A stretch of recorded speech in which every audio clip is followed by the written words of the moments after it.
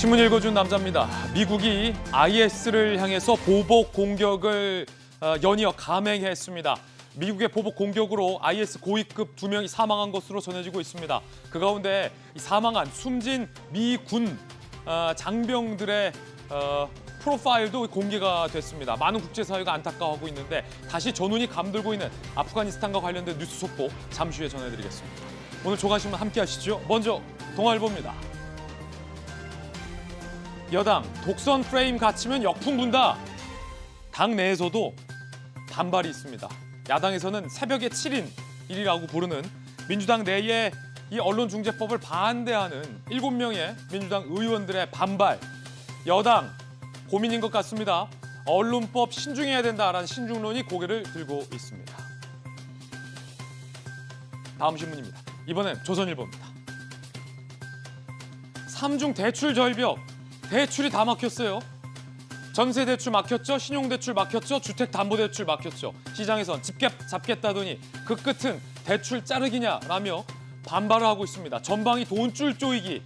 실수요자들은 패닉일 수밖에 없죠. 부동산 투기하려고 대출하는 거 아닌데 이리저리 필요에 따라서 대출 계획이 있었던 실수요자들 지금 비상입니다. 패닉입니다. 마이너스 통장 만드는 수요가 급증했다고 합니다. 현금 없는 사람들은 당장 어쩌란 말이냐라는 걱정의 목소리들이 나오고 있습니다. 다음 신문입니다. 이번엔 한국일보입니다.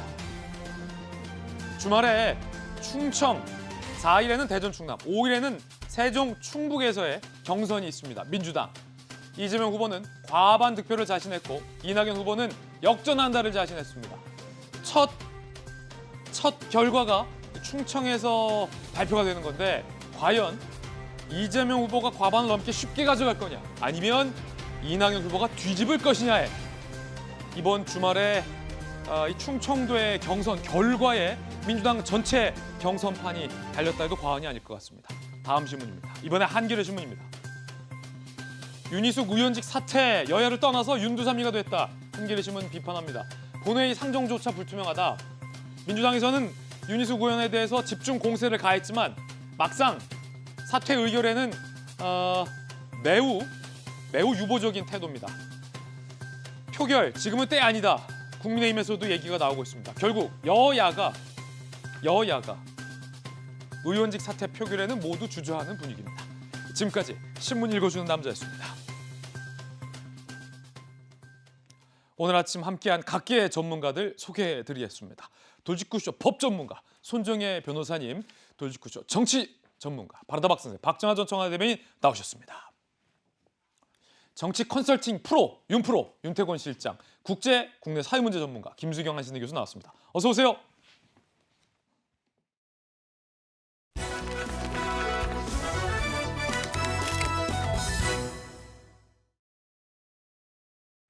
자, 각계의 최고의 전문가들과 오늘 돌직구쇼 시작하겠습니다. 첫 번째 소식은 이 아프가니스탄이 다시 전운이 감돌고 있습니다. 미국이 IS를 향해서 보복 공격을 감행했습니다. 정교한 미사일과 드론, 무인기로 IS 고위급 요인들을 잇따라 암살을 했습니다. 보복 공격으로 사망하게 했습니다. 미국의 연이틀 IS 겨냥한 공습 내용 함께 보시죠.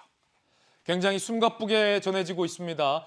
바이든 대통령이 끝까지 대가를 치르게 하겠다라고 경고했는데 바이든 미 대통령의 경고 직후 얼마 되지 않아 미국이 공습을 한 거예요. IS. 28일 카불 공항 자폭 테러 IS에 대한 보복 공습을 가하고요. 테러를 기획한 사람, 조력한 사람, 고위급 IS 요원 한 명씩을 둘 다 제거를 합니다. 성공을 했어요. 그리고 29일 하루 뒤죠. 미국은 카불에서 폭탄을 싣고 공항에 가던 테러범들 차량을 향해서 드론 공습을 가해서 사진에서 보시는 것처럼 차량을 전소시키고 요인을 제거를 합니다. 29일 오후에는요. 카불 국제공항 인근 민가에 로켓포가 떨어졌습니다. 6명이 숨지고 4명이 부상했고 사상자 중에는 여성과 어린이가 포함되어 있는데 이게 미군의 추가 공습과 관련이 있는지 여부는 아직까지 확인되지 않고 있는 그런 상황입니다. 자, 일단 김수경 교수님, 미국이 제거한 IS 요인은 누구고 바이든 대통령이 그때 뭐라고 얘기했었죠, 영어로? 굉장히 결기에 찬 대통령의 발언이 있지 않았습니까? 그렇죠. 이제 그 카불에서 자폭 테러가 있었던 날, 그 다음 날 이제 바이든 대통령이 눈물을 삼키면서 기자회견을 했죠.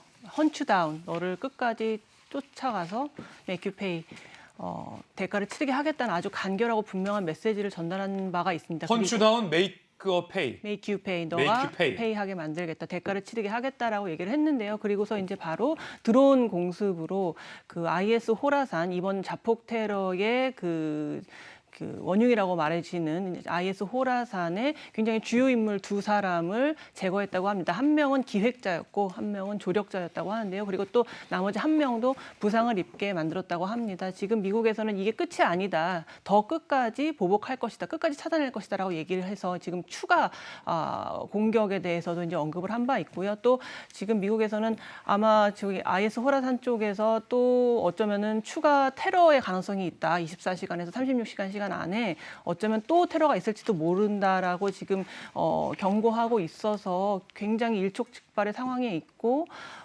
지금 탈레반은 또 한편으로 미국이 지금 보복 공습을 한 것은 명백하게 아프간 영토에 대해서 공격을 한 것이다라고 지금 굉장히 불편한 내색을 하고 있거든요. 그래서 지금 탈레반, IS 호라산, 미국 이 3자가 서로가 서로를 굉장히 적대시하고 있는 상황에서 지금 아프간 영토가 완전히 잘못하면 전쟁에 휩싸이게 될 그런 위험이 도사리고 있는 상황입니다. 자, 이미 사상자가 계속 나오고 있는 거고 IS를 향해서 미국이 보복 공격, 그 이전에는 IS가 테러 행위를 감행해서 미군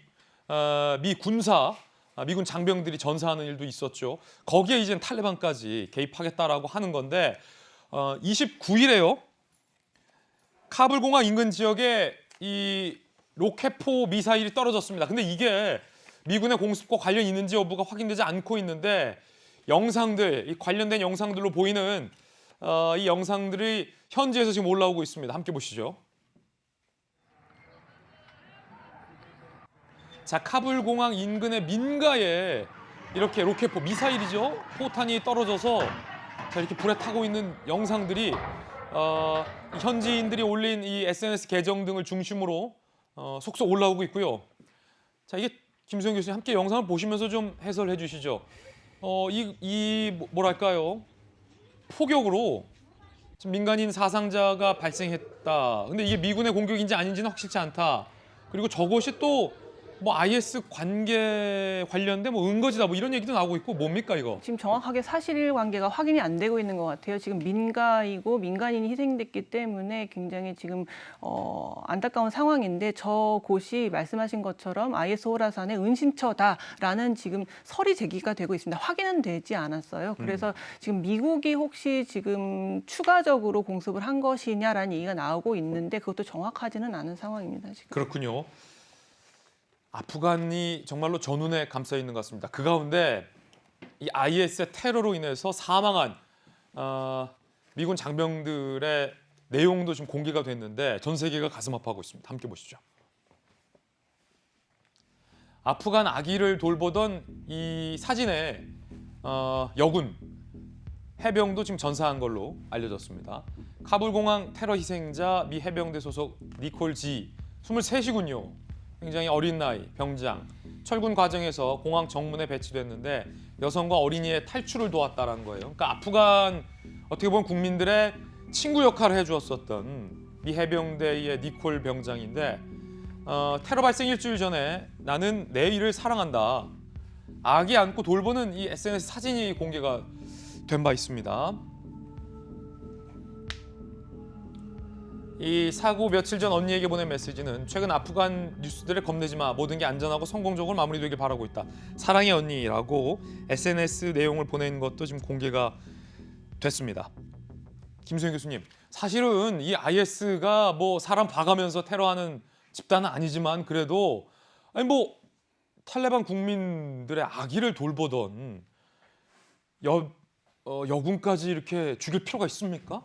너무 안타까운 사연이 많더라고요. 이번에 희생된 13명의 미군 장병들의 평균 연령이 22살이라고 해요. 그러니까 아주 이제 막 성인이 된 아주 앳된 그 모습이더라고요. 그 사진이 쭉 공개가 됐는데 너무나도 어리고 앳된 얼굴이라서 더 가슴이 아팠고 참 미래가 창창한 젊은 나이에 이렇게 조국을 위해서 복무하다가 사망한 사건이 너무나 그 IS 호라산에게도 너무나 이제 원망스럽고 어떻게 이렇게까지 해야 됐나 싶은 생각이 들고요. 또 한 병사 같은 경우에는 그 9.11 테러로 이제 아프간 전쟁이 시작이 됐잖아요. 그 2001년에 태어나서 말하자면 아프간 전쟁을 끝내려고 했던 2021년에 사망을 한 거죠. 그러니까 그 아버지가 그런 얘기를 했다고 해요.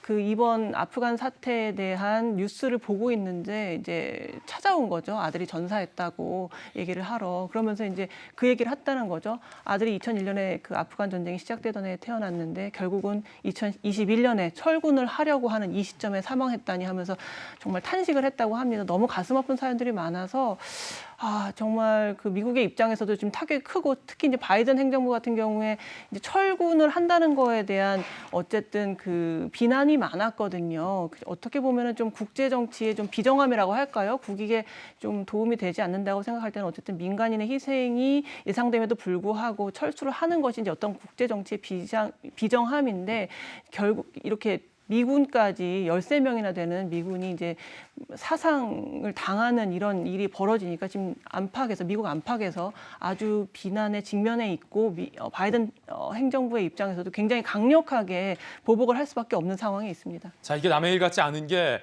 IS가 이 추가적인 테러를 준비하고 있다라는 첩보들이 곳곳에서 들려오고 있습니다. 바이든 대통령의 이야기 들어보시죠. We will not forgive. We will not forget. We will hunt you down and make you pay. I think he made clear yesterday that he does not want them to live on the earth anymore.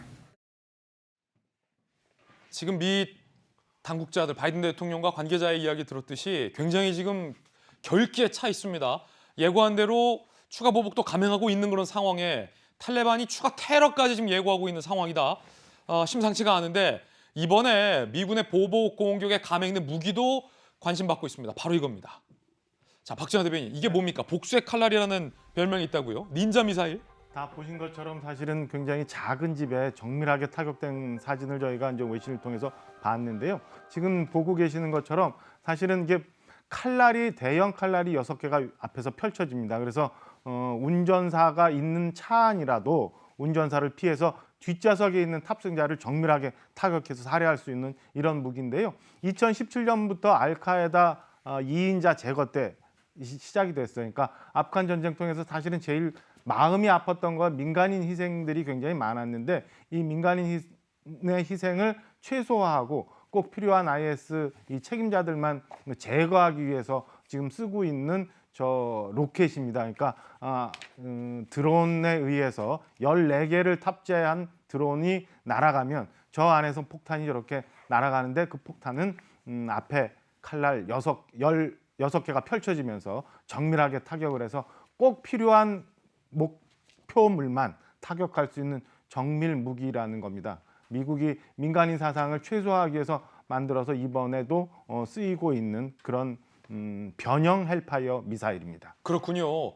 정말 무시무시한 무기까지 지금 동원이 되고 있는 상황이고 바이든 대통령이 군에 IS 타격 전권을 부여했다는 얘기도 들립니다. 자, 미국 바이든 대통령이 희생 장병들의 유해죠.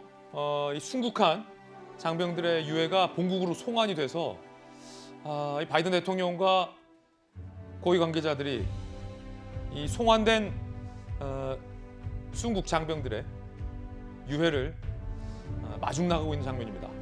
미국이 지금 굉장히 부들부들 떨고 있다. 이런 표현으로 말해도 될 것 같아요. 철군하던 터에 자, IS가 느닷없이 미국을 겨냥한 테러 행위를 보였기 때문에 지금 미국 내의 여론은 더욱더 굉장히 분노에 차 있습니다. 추가 테러가 있고 추가 보복까지 감행한다라고 하는 상황 거듭 말씀드리겠습니다. 그 가운데 손정혜 변호사님, 아프간 이 난민들이라고 표현해야 될까? 더 정확하게 표현하면 아프가니스탄에서 우리 대한민국을 도왔던 고마운 아프간 주민들이 얼마 전 극적인 미라클 작전을 통해서 탈출에 성공해서 대한민국 땅에 안전하게 오지 않았습니까? 우리 국민들이 그 진천, 국내 충북 진천을 돈줄 내고 있다. 이런 소식도 있어요. 이거 뭡니까? 그러니까 진천에 여러 가지 특산품이나 농산품을 파는 그 몰이 있는데 여기에 이제 정말 그 물건이 부족할 정도로 많은 구매를 하고 있다라는 거예요. 선행을 베푼 사람한테 돈으로 이제 혼내준다라는 뜻인데 돈으로 어떤 고마움을 표시한다, 돈줄이라고 표현을 하는데요.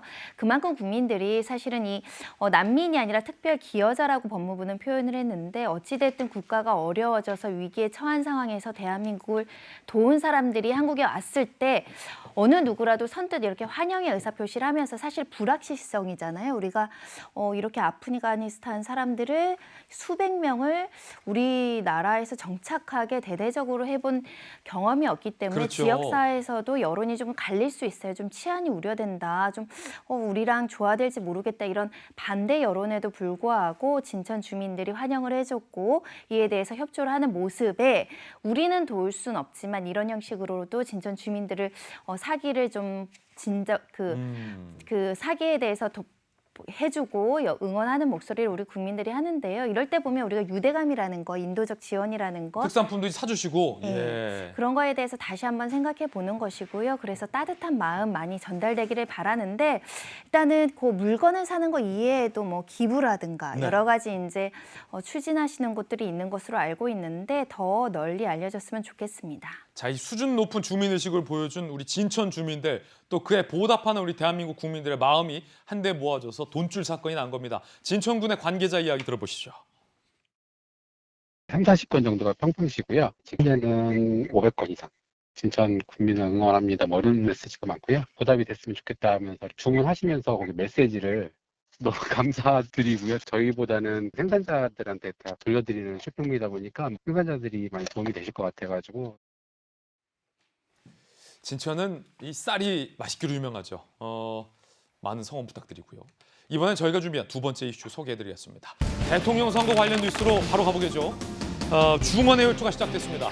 이번 주말 민주당 대선 주자들 충청에서 승부수를 겨눕니다. 과연 이 충청도의 민심이 누구를 향하느냐에 따라서 전체 경선판이 달라질 수도 있다라는 관측이 나오고 있습니다.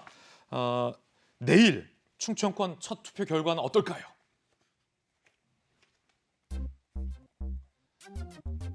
대전 충남부터 순회 경선 돌입하고 내일 대전 충남 온라인 투표가 시작되고 주말에 현장 투표까지 해서 결과 발표됩니다. 대세론이냐 뒤집기냐 딱 이 두 가지가 맞붙고 있고 이재명 후보는 과반을 자신합니다. 이 말은 이번 민주당 대선 후보 경선 결선 없이 가겠다. 압도적인 대세론으로 가겠다. 라는 자신감. 웃기지 마. 이낙연 후보 측. 역전할 수 있다. 자신감을 보이고 있습니다. 역전의 발판이다. 충남에서 역전하면 전체 경선 이거 모른다는 거죠. 어떻게 될까요? 정치 컨설팅 윤프로. 네. 윤태곤 시장님. 옛날부터 경선, 특히 민주당 경선 관련해서 충청도 결과가 매우 중요하다. 이런 얘기를 많이 하잖아요. 충청이 어디서나 캐스팅 보트라고 하죠. 민주당에서도 캐스팅 보트, 국민의힘에서도 캐스팅 보트. 우리가 예. 사실 뭐 영남은 보수, 호남은 진보 이렇게 좀 갈라진 모습이 있지 않습니까? 그럼 흔히 이제 충청, 뭐 인천 이런 데서 이기는 사람이 결국 이기는 거다. 왜냐하면 저도 이제 충청도 사람이지만 충청도 사람들은 속을 몰라요. 여론조사가 제일 잘 안 된다. 제일 안 뭐 이런 돼. 말도 그냥 뭐 있죠. 물어보면 그래요. 근데 그게 좋다는 건지 나쁘다는 건지 몰라요. 그런 이제 뭐 충청의 이제 관심도가 높아지는 게 하나인데 지금 근데 이런 건 있죠. 코로나 국면이라는 점. 이 코로나가 아니었으면 정말로 떠들썩했을 거예요. 그 지역을 막 쓸고 다니는 거죠. 6명의 후보와 후보의 이제 스태프들이 쓸고 다닐 건데 지금 그러지를 못하고 있는 게 예. 과연 누구한테 유리할 거냐. 통상 세게 못 움직이면은 앞서 나가는 사람한테 유리하긴 해요. 예. 그런 부분이 있는데 제가 한 가지 포인트를 말씀드릴게. 여기서 보면 우리가 자 이재명 과반 득표, 이낙연 역전 발판 이렇게 말하지 않습니까? 그럼 지금 민주당 경선에서 관심사는 결선으로 다시 가느냐 안 가느냐거든요. 그렇죠. 최종적으로요. 우리나라 대통령 선거 경선이라는 게 실질적인 경선이 이루어진 건 1997년부터예요. 그 이전 같으면 사실 이 당에서는 뭐 김영삼, 저 당에서는 김대중, 경선은 하나마나인 경선인데 97년 이제 신한국당의 경선, 2002년 그 새천년 민주당의 경선부터 지금 이런 시스템이 정착되어 온 건데 역대 경선 중에서 결선을 한 건 딱 한 번이 있습니다. 그래요? 97년에 신한국당 경선인데 제가 이 포인트를 왜 예. 말씀드리냐면요. 그 당시에 1위 이해창 후보하고 2위 이인재 후보의 표 차이가 사실 한 3배 정도 났었어요. 근데 결선에 갔거든요. 왜 결선에 갔냐면은 2위 14.7%, 3위 14.6%, 4위 13점 얼마, 5위 13점 얼마 해서 결선에 가는 거는 1위 위의 표 차이가 아니라 1위가 50% 이하냐예요. 그럼 그렇죠. 나머지 사람들이 50%를 넘기느냐거든요. 그렇죠. 그럼 이건 이낙연 후보의 선전도 중요하겠지만은 다른 후보들의 총합이 50을 넘겨야 된다는 말씀이에요. 뭐 예컨대 정세균 후보나 박용진 그렇죠. 후보 등등이 추미애 등등도 좀 올라와야지. 올라와야 된다. 동시에 말하자면 이재명 후보의 이제 득표를 잠식해야 되는 거지. 왜냐면 이건 전체 파이는 어차피 그렇죠. 제한돼 있으니까. 네. 그러니까 그 97년 제가 말씀드린 게 2위하고 1위 차이는 압도적이었는데 2, 3, 4, 5위 합을 해보니까 50이 넘겼단 말이거든요. 그래서 사실은 여기에 관전 포인트는 1, 2위의 싸움보다는 오. 2위부터 6위까지 다른 3, 4, 5위 후보가 얼마나 선전하느냐 예. 이걸 보는 게 꽤 중요할 겁니다. 이낙연 후보 입장에서는 옆에 뭐 박용진 후보 등에게 야 좀 열심히 좀 해. 뭐 이런 생각도 좀 그런 것도 들겠군요. 필요하죠. 나도 되지만은 다른 후보들도 동시에 같이 올라가야지 이게 결선판으로 간다는 거죠. 자, 이번 민주당 경선 결선으로 갈 것 같습니까? 아니면 결선 없이 갈 것 같습니까? 그러니까 그거를 이제 충청권에서 첫 번째로 보는 게 1, 2위의 표차도 중요하지만 제가 지금 포인트 말씀드린 것은 3, 4, 5, 6위가 얼마 선전할 것이냐 그걸 보는 게 중요할 것이다. 3, 4, 5, 6위가 처음에 선전하면 그 지지층들도 우리도 끝까지 가자 이렇게 될 건데 3, 4, 5, 6위가 처음에 이제 표가 별로 안 나오면은 2위 후보는 그대로 갑니다만은 에이 뭐 우리 해봤자 안 되는데라는 사표 심리가 발동을 해가지고 1, 2위한테 몰리게 되거든요. 그러면은 그럼 결선 안 갈 가능성이 높은 거죠. 오히려. 그 결과가 객관적이고 공정한 우리 충청 시민의 결과 이번 주말에 나온다 이거죠. 네. 지켜봐야겠습니다.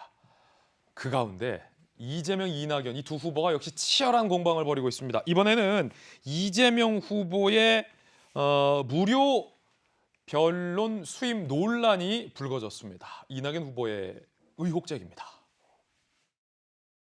본인의 선거법 재판 30명의 호화 변호인단이 도왔던 것으로 알고 있습니다. 그런데 그 수임료가 무료도 있었다는 것이 보도가 돼서 좀 걱정이 됩니다.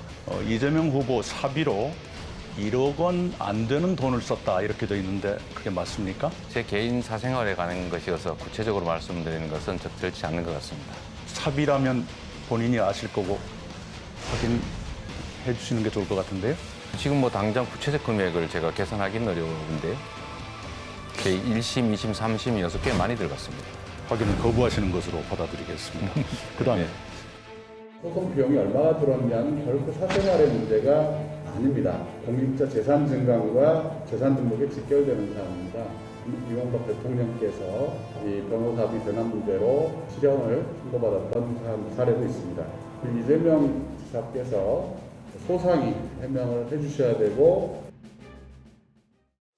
자, 지금 뭐 이명박 대통령 변호사비 대납 실형 뭐 이런 얘기도 나오고 사생활이다 이런 얘기도 나오고 있는데 일단 손정희 변호사님 논란이 되고 있는 이재명 후보의 선거법 재판 그 뭡니까 내용이 도대체? 1, 2, 3심까지 치열하게 법정 공방이 대법원까지 올라갔던 사건인데요. 많은 분들 이제 기억하실 겁니다. 이재명 지사가 이제 선거 과정에서 토론회 과정에서 허위 사실을 공표했다라는 부분에 있어서 그게 허위 사실인지 의견 표명인지 사실 적시인지에 관련해서 오랫동안 이제 법정 공방이 진행이 됐었는데요. 뭐 대표적으로는 친형에 대해서 강제 입원 조치를 했었느냐 이런 직권 남용 혐의라든가 이런 것들이 결부된 사건이 하나 있었고요. 또 뭐 과거에 검사를 사칭한 적이 있느냐 이런 토론회 질문에 대해서 대답한 것이 허위 사실 공표냐 아니냐 유무죄에 대한 재판이 진행됐었습니다. 예, 그래가지고 토론회 과정 중에서 사실과 다른 말을 한 게 인정되더라도 그것을 적극적인 고의로 볼 수 없다. 뭐 이런 판단이 나왔다는 건가요, 그때? 토론회에서 이제 그러니까 우리도 이제 생방송을 하다 보면 즉흥적으로 나오는 질문에 대해서 대답을 하고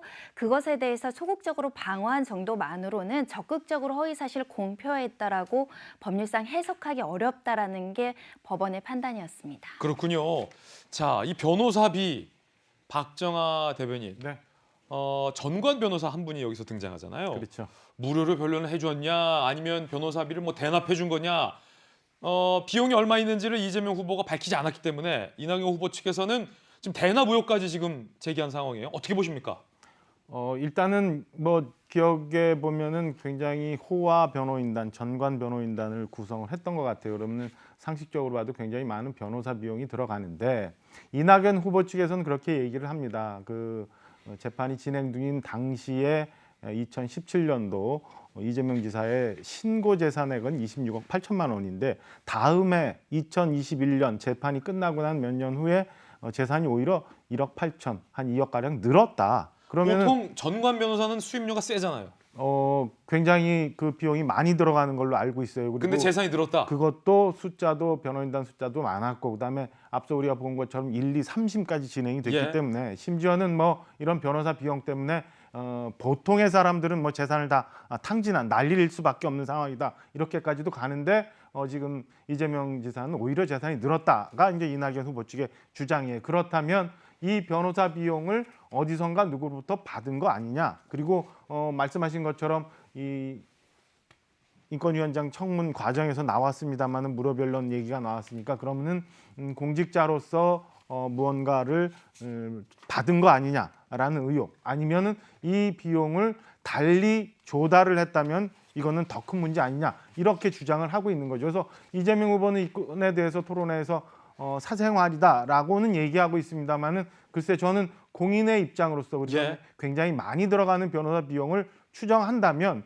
저는 어떤 식으로 조달이 되었고 어떻게 쓰여졌다고 얘기를 하는 게 대통령 후보로서 옳은 자세 아닌가 이런 생각입니다. 지금 이 공격이 앞서 우리가 봤던 것처럼 충청에서 지금 전 투표가 시작이 되고 이게 결과적으로는 앞으로 이 최종적인 경선 결과에 많은 영향을 미칠 텐데 이게 마지막이 될지 어쨌든 이재명 후보 측에서는 분명하게 저는 국민들이 납득할 수 있을 정도의 소명은 해주는 게 옳지 않나라고 생각을 합니다. 자, 이에 대해서 이재명 후보 측의 반박도 나와 있는데 함께 살펴보겠습니다.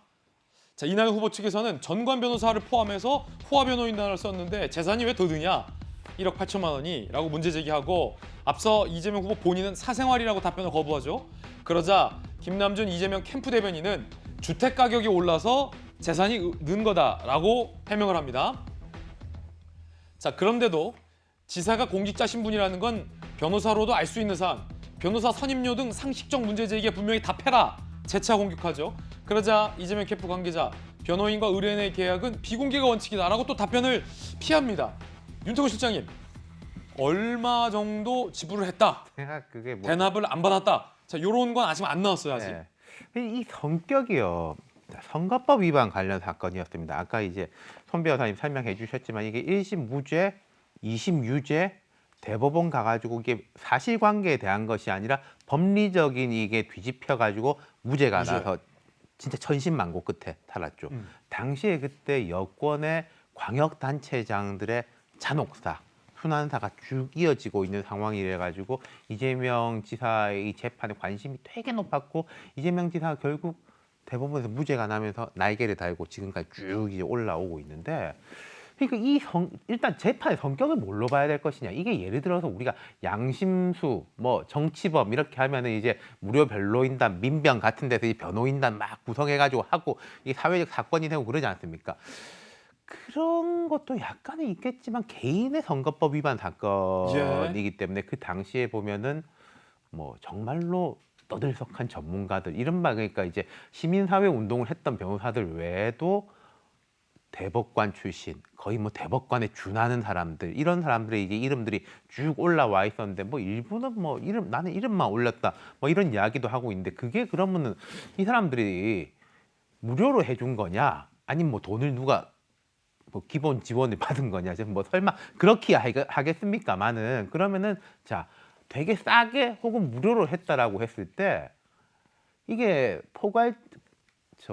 여러 법들이 이제 옛날하고 많이 달라져 가지고요. 김영란법도 그렇고 뭐 여러 법들이 있어 가지고 이 사람에 대해 가지고 어떤 특정한 서비스라든지 가액에 대해서 시가보다 과하게 싸게 해주는 것도 이게 이제 위법의 소지가 생기는 거거든요. 지금 이제 이낙연 후보 측에서는 그걸 이제 파고들고 있는 것이고 지금 이재명 후보 쪽에서는 너무 과한 거 아니냐, 이게 이런 식으로 막 나가자는 거냐라고 하면서 적극적인 해명은 하고 있지 않은 것인데, 이것은 이재명 후보가 본선에 진출한다고 하더라도 계속 약간 꼬리표로 갈 것 같아요. 이제 시비를 붙고 정치적 공격을 하기가 딱 좋은 프레임이 돼가지고, 그래서 예를 들어서 이재명 후보하고 이제 직접적인 연관관계가 없다라고 하지만 그때도 경기도지사였고 이 사람이 지금 대통령 될지도 모르고 그런 인물인데 그거 다 보고 한 거 아니겠냐, 뭐 이런 식의 게 가능한 거죠. 이거는 민주당 내부에서 이낙연 후보 측이 제기한 의혹이기 때문에 있는 그대로 보도해드리고 있는 거고, 이재명 후보 측에서도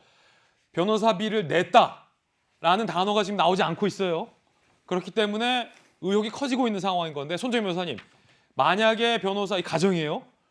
이재명 후보가 변호사 비용을 냈다라고 답변을 한다면 논란은 종식되고 이낙연 후보 측의 무리한 네거티브로 드러나겠지만, 비용을 냈다라는 사실을 공개하지 않는다면 뭐 두 가지 경우를 이낙연 후보 측에서는 공격하고 있습니다. 안 냈거나, 그러니까 무료 변론을 받았거나, 되게 싸게, 혹은 싸게 받았거나, 혹은 누군가가 뭐 굴지의 기업 등에서 대신 그 고가의 비용을 대납해줬던가, 뭐 두 가지 상황을 이낙연 후보 측에서는 공격하고 있는데, 만약에 두 가지 상황이면 둘 다 문제인 겁니까? 대납 가능성은 없지 않을까라는 생각이 듭니다. 대납했다라고 한다면 실질적으로 뇌물 문제가 거론될 수 있기 때문에 그런 무리수를 할 리는 만무하지 않을까라는 생각이 들고요. 대납은 아닐 것이다. 변호사 선임료가 좀 문제적 소재이긴 한데, 왜냐하면 변호사 수임료라는 게 정가가 없습니다. 예상되는 금액이 없고 그 변호사 개개인의 역량에 따라서 금액이 천차만별이기 때문에 실제로 해당 변호사들은 본인에 대한 수임료가 공개되는 것을 좀 꺼려하는 측면이 있고, 변호사는 또 비밀 유지가 의무가 있기 때문에 의뢰인이 동의하지 않으면 수임료를 또 스스로 밝힐 수가 없는 구조적 문제가 있다라는 점을 말씀드릴 수 있는데, 이게 이제 만약에 그러면 무료 변론을 했을 가능성, 그게 굉장히 높죠. 무료 변론이다 이렇게 이야기를 하는데, 저도 뭐 많이는 아니지만 1년에 한두 건, 두세 건이라고 하더라도 공익소송이나 스스로 무료 사건으로 지정을 해서 경제적 약자나 성폭력 피해자 사건을 무료 지원해주긴 하거든요. 훌륭합니다. 이거는 되게 간명하게 확인할 수 있는 게, 모든 변호사는 선임계를 낼 때 경유증표라는 걸 내야 되고 서울지방변호사에 수임 신고를 해야 되기 때문에 얼마의 수임 신고를 했는지 다 서울지방변호사는 자료를 갖고 있다. 그래서 이 부분과 관련한 허위 답변은 하긴 어려운 구조라는 점을 말씀드리고, 그런 공익소송으로서 무료 변론을 하는 것이 뭔가 문제가 있어 보이느냐, 이런 질문에는 좀 고민이 많이 따릅니다. 첫 번째는, 이게 과연 이게 공익적인 재판이냐, 아니면 그냥 이재명 지사 개인적인 선거법 재판이냐, 이거잖아요. 그러니까 그 공익이라는 건 사익이냐 공익이냐 이런 걸 따지지 않고요. 내가 저 사건은 원래 선임료를 받아야 되는데 여러 가지 이유로 그냥 무료 변론을 해주겠다라는 사건이 있어요. 예를 들면 한국여성변호사에서 칠곡 계모 사건, 아동학대 큰 사건들 발생하면 변호사단을 모집을 해요. 50명, 100명을 모집을 하거든요. 그리고 그 100명이 선임계를 냅니다. 근데 그 100명이 다 일을 하는 건 아니에요. 선임을 하는 변호사, 수행하는 변호사는 따로 있고, 수행하는 변호사는 보통 몇 명 정도 팀 만들어서 움직이기 때문에 이 선임계를 냈다고 해서 모두 이제 변호사 선임료가 지급돼서 내는 건 아니라는 점. 그래서 여러 가지 이유로 무료 소송이나 이런 것들이 진행이 되는데, 만약에 지사가 무료 소송을 했을 경우에 이게 부정청탁금지법에 위반될 소지가 있느냐, 이런 거는 법률적으로 해석해봐야 되는데 이런 사건들이 별로 없죠. 선례가 없습니다. 또 유권 해석이 필요한 지점일 수도 있는데, 만약에 예를 들면 원래는 금전적인 대가를 지급해야 될 것인데 여러 가지 대가 관계나 이런 것들을 통해서 무료로 지원했다라면 소지가 있겠지만, 부정청탁금지법의 예외 조항은 법률에 이제 규정이 있거나 여러 가지 다른 규정들이 있거나 사회 풍속이나 사회 상규에 위반되지 않은 행동은 허용이 되게 되어 있거든요. 그러면 변호사들이 공익활동 차원에서 무료 변론을 할 수 있는 규정의 근거들이 있어요. 그거에 기초하면 법률적인 문제는 없는 거죠. 알겠습니다. 과연 이게 무료로 변론을 받았는지 아닌지부터 좀 명확히 밝혀져야 될 것 같다는 생각이 들고요. 그런가 하면 추미애 후보는 연일 김종민 의원과 관련된 내용을 폭로하면서 추미애 후보와 김종민 의원 간의 진실공방, 이 때 아닌 진실공방이 일고 있습니다. 들어보시죠. 김종민 의원 있잖아요. 그분은 저하고 아주 친한 다른 의원한테 추장관을 좀 날려달라라고 했다는 거예요. 더 나아가지 마라. 네네. 내가 각오가 단단하다. 내가 십자가 지고 있는데 이게 잘 전달이 참 안 되구나. 당에서도 이렇게 얘기하니까 야, 참 이게 의지할 데도 없고 이게 너무 심각하구나. 그분도 그게 너무 어이가 없으니까 저한테 전달을 못한 거예요. 그때는. 그때 얘기했으면 내가 멘붕 왔을 거예요. 무슨 얘기를 하고 있냐면 윤 전 총장 징계할 때 얘기입니다. 김종민 의원이 내 측근을 만나 추 장관 좀 말려달라고 얘기했다. 자, 그러자 김종민 의원, 당시 저는 추 장관을 오히려 변호했다. 검찰개혁 추미애 혼자 한 것이냐, 대선 망치려 작정했냐, 내부 공격이 도를 넘었다라고 굉장히 좀 격앙된 분위기인데 박정화 대변인, 네. 지금 추 장관이 언제적 얘기예요. 윤 총장 징계했을 때 우리는 다 징계하자고 했는데 김종민은 그러지 말자고 했다. 이걸 왜 폭로한 거죠? 글쎄 추 장관이 사실은 그 뭐 검찰 개혁 그다음에 윤석열 총장과의 대립 구도를 통해서 지금의 이제 대선 경선에서 본인의 입지를 많이 확보하고 그를 활용하고 있는데요. 저는 이게 정도가 심해지다 보니까 이제 김종민 의원 등 친문 계열 등과 이렇게 늪에 빠져 들어가는 거 아닌가 싶은 생각이 듭니다. 그러니까 당시에 지금 현재 우리가 앞서 뭐 지난주에도 얘기는 했습니다만은 과연 뭐 윤석열 총장 내지는 조국 전 장관에 대해서 친문 계열이 어떻게 판단하냐 뭐 이런 것도 궁금해지는 상황이었는데 지금 추 장관은 김종민 의원에 대해서 당시 윤석열 총장을 징계하는 건 그리고 검찰 개혁에 관한 건 등등 내가 앞장서서 하고 있는데 거기에 발목 잡았던 의원들이 있고 그런 세력들이 있다고 하면서 지금 본격적으로 수면 하에 보이지 않는 무언가가 드러나고 있는 그런 과정 아닌가 저는 개인적으로 그렇게 해석을 하고 있습니다. 아니 김수영 교수님 좀 이해가 안 되는 게 추미애 후보가 뭐 다른 후보랑 선명성 싸움을 하면은 이해가 되는데 김종민 의원은 대선 후보가 아니잖아요. 그 김종민 의원이 대놓고 어디 캠프에 지금 몸담고 있는 상황도 뭐 딱히 분명치는 않은 상황인데 이런 상황에서 왜 그냥 한 명, 원 오브 한 명인 김종민 의원을 타겟 삼는 걸까요, 위원님? 지금 이게 이낙연 전 대표와 이재명 지사의 어떤 대리전이라는 얘기가 있어요. 그러니까 맨 처음에 이제 그래요? 추미애 이제 그러니까 전 장관 같은 경우에 이제 어느 정도 이제 이재명 지사 편에 좀 서는 듯한 발언들을 많이 해왔죠. 그래서 예. 이제 내심 뭔가 대통령 후보에 되지 않더라도 만약에 이재명이 대통령에 당선이 되면 뭔가 다음에 정치적 생명을 보는 건가라는 생각을 저는 혼자 한 적이 있었는데 네. 아무튼 이제 추 전 장관이 그러다 보니까 이낙연 전 대표가 뭔가 검찰 개혁에 굉장히 미온적이었다라는 식의 얘기를 한 적이 있거든요. 거기에 대해서 이제 김종민 의원이 왜 이렇게 이낙연 전 대표에게 이렇게 무슨 악감정이 있냐, 왜 이렇게 이낙연 전 대표를 공격하냐는 식으로 얘기를 했어요. 그래서 뭔가 이 둘의 어떤 쨍하는 이 다툼이 야, 대리전 성격이다. 뭔가 대리전의 성격을 갖고 있다. 그렇지 않으면 사실 설명이 잘 안 되거든요. 뭐 김종민 의원이 뭐 후보도 아니고 어느 캠프에 속해 있는 것도 아닌데 왜 둘이 싸울까? 아마도 그런 이유 때문에가 아닐까 생각이 듭니다. 자, 김수영 교수님 생각 들어봤고요. 이번에는 야권 대선 소식인데 윤석열 캠프에서 누군가를 영입할 것이다라는 소문이 지난 주말 내내 돌았습니다. 저도 몇 가지 이제 취재원들을 통해서 김프로 그거 들어봤어? 뭐? 김종인 위원장이 그리로 간대. 어디로? 윤석열 캠프로. 이런 소문이 돌고 있다고 합니다. 김종인 윤 캠프 합류 가능성. 김종인 위원장, 윤 전 총장을 도와줄지 그것은 그때 가봐야.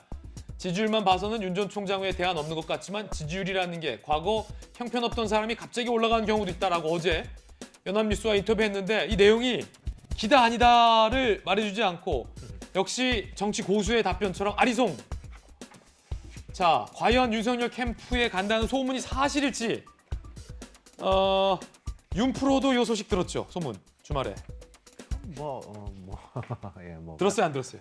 아니, 그러니까 이런 식의 이야기는 한참 전부터 오가던 거래 가지고요. 옛날부터 들었어요? 그러니까 김종인 전 위원장이 기본적으로 뭐 범야권의 인물 아니겠습니까? 예. 그리고 지금 뭐 여러 뭐 오늘 조간신문에 어디 기고도 했던데 이제 그런 정치적으로 우리 미래가 이렇게 돼야 된다는 거에 대해서 기본을 좀 정권 교체 쪽에다 두고 있는 것 같다. 그건 이제 분명한 거죠. 그럼 김종인이라는 이제 정치적인 거물 멘토가 정권 교체 쪽에 힘을 실을 것 같긴 한데 네. 그 구체적인 걸 어떻게 할 거냐. 그렇다면은 지금 뭐 윤석열 캠프 외에 다른 캠프들도 불가미 청원 고소원 아니겠습니까? 나 도와준다고 하면은 얼마나 뭐 좋겠습니까? 그러니까 그런 이제 당기려고 하는 힘들은 다 있는 것이고 지금 이제 윤석열 캠프 쪽이 되게 안 좋다가 요즘 약간 안정은 되찾았기 때문에 뭐 여기서 이제 완전히 경선 본격화하기 전에 김종인 전 위원장까지 가세하면 압도적인 대세론으로 갈 수 있겠다 이런 희망 차원인 것 같아요. 근데 이제 김종인 위원장의 입장 아까 저기에 이제 애매하고 또 모호한 말에 나왔듯이 제가 이걸 좀 번역을 해보자면은 자, 요 말을 번역하자면 후보가 되면 도와줄게. 이기고와 그거 아니겠어요? 그리고 이기고와 만약에 이제 후보가 확정되려면은 이제 국민의힘 스케줄은 11월이죠. 예. 후보가 물리적으로 11월에 확정되는데 그 이전에라도 만약에 압도적으로 돼가지고 예.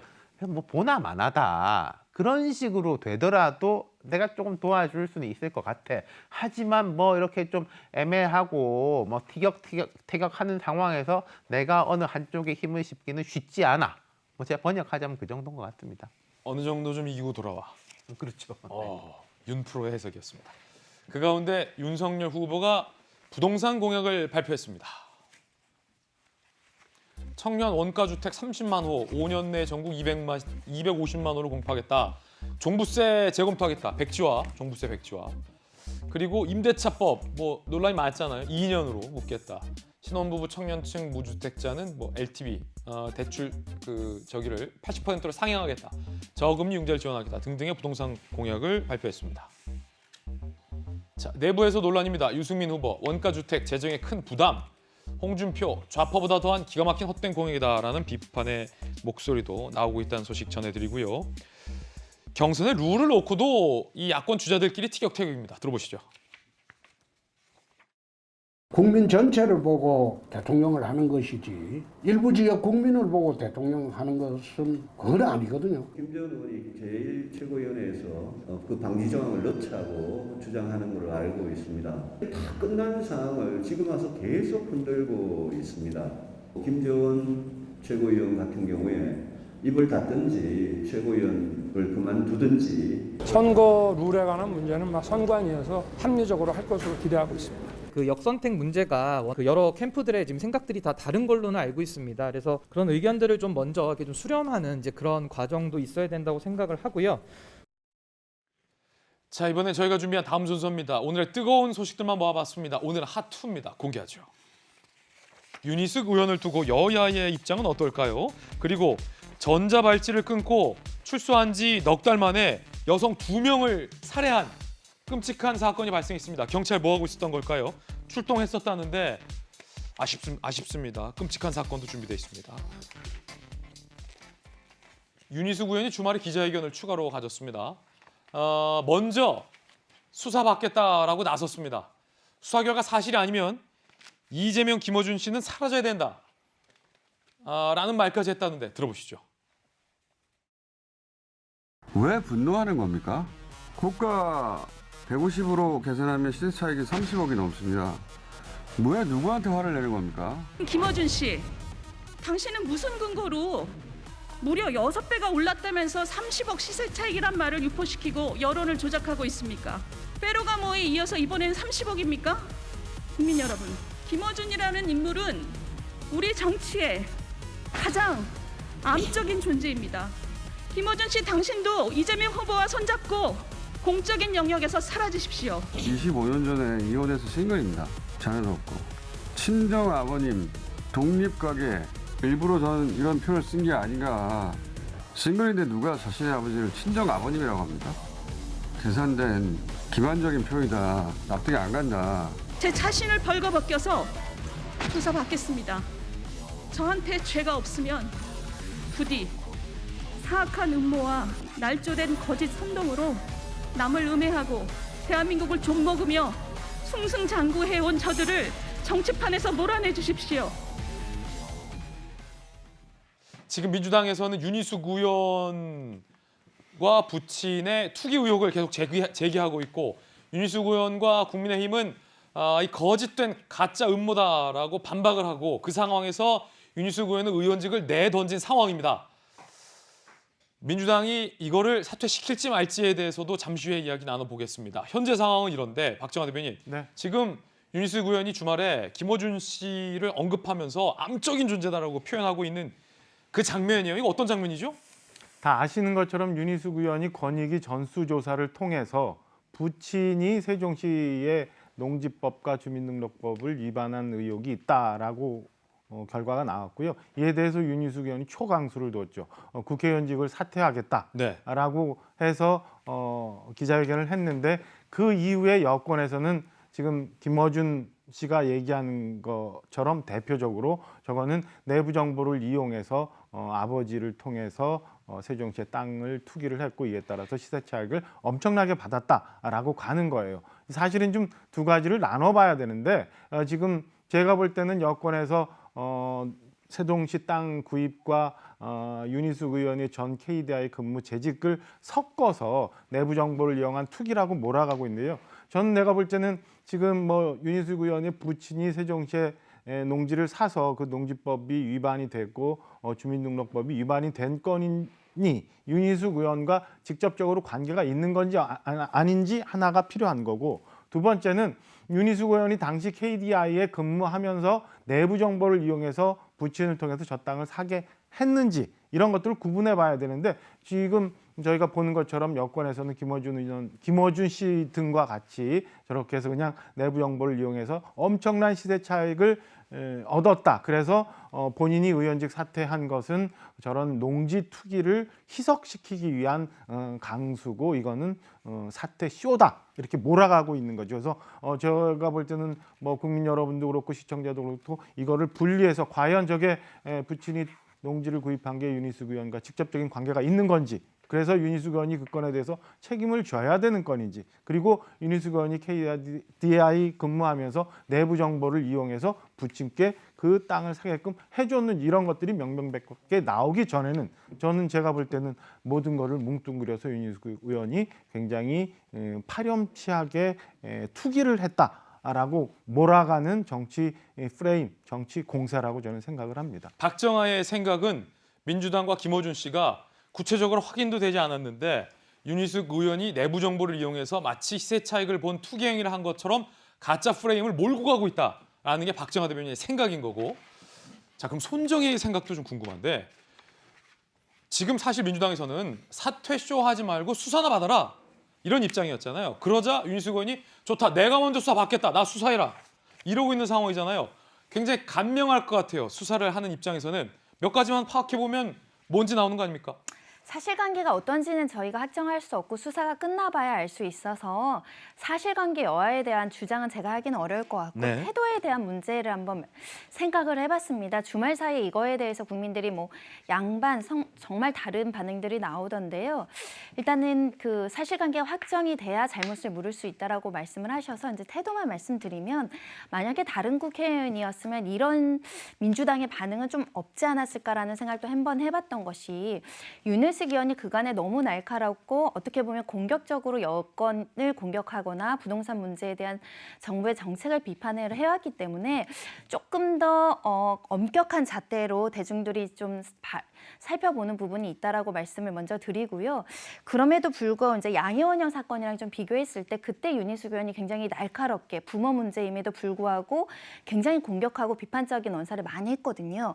근데 본인이 무혐의 나오면 다른 사람 사퇴하라고 지금 큰 소리로 당당하게 말씀하시는데 양이원영도 무혐의 나왔거든요. 네. 그러면 본인도 그때 사실관계 확정 없이 양이원영이 개입했다는 정황도 없고 무혐의가 나온 상황에서 그 부분에 대해서 그럼 내가 그때 비판이 좀 지나쳤다 이런 겸손한 태도를 보였느냐, 그렇지 않거든요. 예. 근데 내 문제에 있어서는 나 무혐의 나오면 당장 다 사퇴하라고 하다 보니까 약간 내 스스로 내 주변을 잘 돌아보지 않고 너무나 다른 사람들을 지나치게 공격했던 건 아닌가. 예. 그리고 그때 무혐의 나왔는데 그거에 대해서 좀 겸손한 태도를 보였는가. 그리고 어찌됐든 이 논란은 조사 과정에서 일부라도 농지법 위반이 있기 때문에 수사가 들어갈 정도로 국민에게 불편함을 끼치는 상황에서 지나치게 목소리를 높이면서 막 화를 내시니까 뭔가 국민들이 잘못한 것처럼 느껴질 정도로 뭔가 보통은 이런 일이 생기면 물의를 일으켜서 송구하다, 충실하게 조사를 받고 나오겠다, 그때 할 말 드리겠다 이렇게 하는 게 예. 통상적인 모습이었는데 그렇지가 않아서 조금 더 반발이 더 센 거 아닌가 그런 생각도 들고요. 저도 부모의 잘못을 자녀한테 다 물릴 수가 수가 없죠. 만약에 개입했다 그러면 본인이 정말 책임을 져야 되는 것이지만 근데 본인이 비판했던 문제이기 때문에 본인도 그 부분에 대해서는 좀 겸손한 태도를 유지할 필요가 있지 만약에 무혐의 받으면 당장 사퇴하고 정치권에서 떠나라 이렇게 요구할 성질의 문제인가 이런 생각도 들고요. 또 사퇴는 본질이 문제가 아님에도 불구하고 사퇴하겠다라고 또 다른 쟁점을 만들므로 인해서 이 본질이 좀 흐려지는 효과도 분명히 있었습니다. 자, 이제 뭐 전문가들 사이에서는 윤태곤 실장님 사실은 뭐 간단한 수사예요. 몇 가지 툭툭 건들면 저는 탁탁 나올 수사. 빨리 수사를 좀 해야 되는 거 아닙니까? 저는 이거? 사실관계에 대해 가지고 한 95%는 예측할 수 있을 것 같아요. 왜냐하면 95%나요. 지금 현재 민주당에서 그때 이제 12명이었죠. 그중에 일부는 무혐의 나왔고 일부는 아직 걸려 있는 사람들이 예. 있는데 그 지역구에 뭐 시의원 뭐 자기 지역구에 그 개발 계획하고 약간 연관이 있는데 땅 산 사람들에 대해 가지고도요. 증거 없다. 네. 공소시효 지났다로 해가지고 그 다 무혐의 나왔어요. 다 무혐의 나왔어요, 민주당 의원들? 그럼 지금 윤희숙 의원 같은 경우에 아버지 건하고 본인 건하고 분리해서 본다면 아버지의 농지법 위반은 상당히 가능성이 높아 보이고 본인이 KDI 재직 시기하고 그다음에 이 토지 개발에 대한 그 예비 타당성 부분 조사한 거하고 아버지 이제 토지 매입 시기하고 하면은 차이가 있어요. 시차가 있다. 네, 그리고 그다음에 뭐 자기가 이제 계좌를 제출했지 않습니까? 공개를 했지 않습니까? 그러면 이제 또 한 가지 의심이 뭐 자기가 이제 아버지한테 돈 줘가지고 아버지 이름 땅 사게 해가지고 나중에 상속 받는 거 아니냐 이런 걸 이제 뭐 여권에 좀 이야기했는데 거기에 대해서 자신이 있어 하니까 제가 볼 때 95%는 그거는 뭐 하나마나 나와 있는 것 같고 그다음 정치적 이슈인 건데 손정혜 변호사님 말씀하신 것처럼 윤희숙 의원이 초강공으로 가죠. 근데 윤희숙 의원의 지금 부분에서 이제 쟁점을 좀 좁혀 나가 보면은 윤희숙 의원이 뭐 민주당 의원들 사퇴하라고 한다고 하겠어요? 할 리가 없죠. 내가 사퇴하겠다라고 하는 걸 어떻게 할 것이냐. 민주당에서. 그렇죠. 그럼 윤희숙이라는 사람 되게 문제 많은 사람이고 하고 의혹이 많다라고 하는데 자, 그럼 사퇴를 할 때 꼬리 자르기가 되느냐. 우리가 의원직을 유지해가지고 방탄을 하려고 한다. 그렇지. 이 말은 많이 들어봤지만은 예. 의원직을 사퇴를 하면은 나의 이제 방탄복이 벗겨지는 거예요. 예. 수사하는 데서도 오히려 여러모로 좀 불리하죠. 불리해지는 거죠.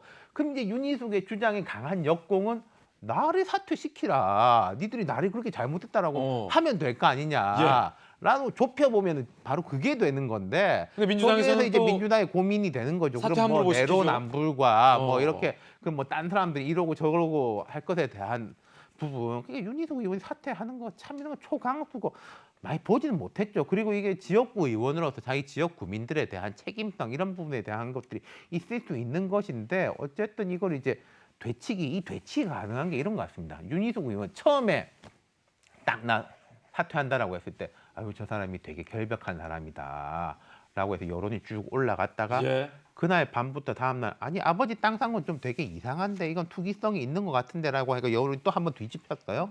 근데 그 뒤집히니까 이제 여권 쪽에서는 KDI 때 뭐 어쩌고 저쩌고 뭐 이런 식으로 이제 또 강하게 가니까 윤희숙 의원은 그 부분을 쥐고 또 들어가는 거죠. 수사해라. 말도 안 되는 역공이다라고 해서 역공의 역공 뭐 이런 식인 건데 별로 좋은 모습은 아닌데 지금 현재 조금 머리가 아파진 거는 여당 쪽이죠. 자, 여당의 고민 말씀해 주셨어요.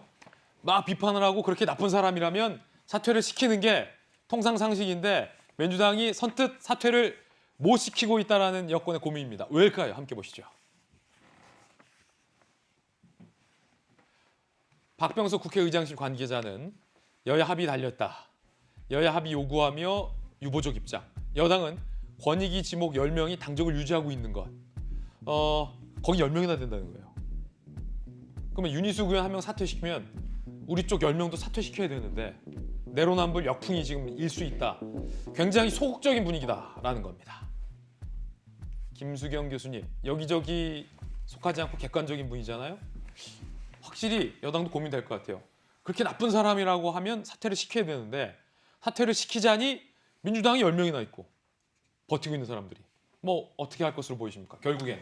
그렇죠. 민주당 입장에서는 굉장히 난감한 상황인데 왜 저렇게 이제 윤희숙 의원이 아주 격앙된 목소리로 이렇게 분노에 차서 이야기를 하는가를 좀 생각해 보면은 나를 속 시원히 사퇴시키면 될 것을 이렇게 나의 의원으로서의 목숨을 살려놓은 채로 계속 조롱당하는 느낌이 들 것 같아요. 그러니까 속 시원히 그냥 사퇴시켜 버려라라는 얘기인데 사실 민주당 같은 경우에는 비슷한 의혹이 제기된 사람들이 다 당적을 유지했고 그 비례대표로 된 두 사람만 제명을 했거든요. 제명을 한다는 거는 국회의원 신분은 유지할 수가 있어요. 그러니까 예. 약간 꼼수를 쓴 거죠. 그러니까 만약에 이제 윤희숙 의원을 사퇴시켜 버리면 민주당 니들은 뭐야? 이제 이런 얘기가 바로 나오겠죠. 예. 그리고 지금 윤희숙 의원에게 쇼한다고 막 굉장히 비판하고 있는데 이제 국민 입장에서는 쇼라도 해라. 너희들은 쇼도 안 하지 않느냐. 이런 이제 비판이 아마도 이제 민주당으로 이제 들어올 것이기 예. 때문에 이러지도 저러지도 못하고 그냥 윤희숙 의원을 저렇게 약간 비방하고 조롱하는 식으로 대응할 수밖에 없는 상황에 있는 것 같습니다. 예, 그러니까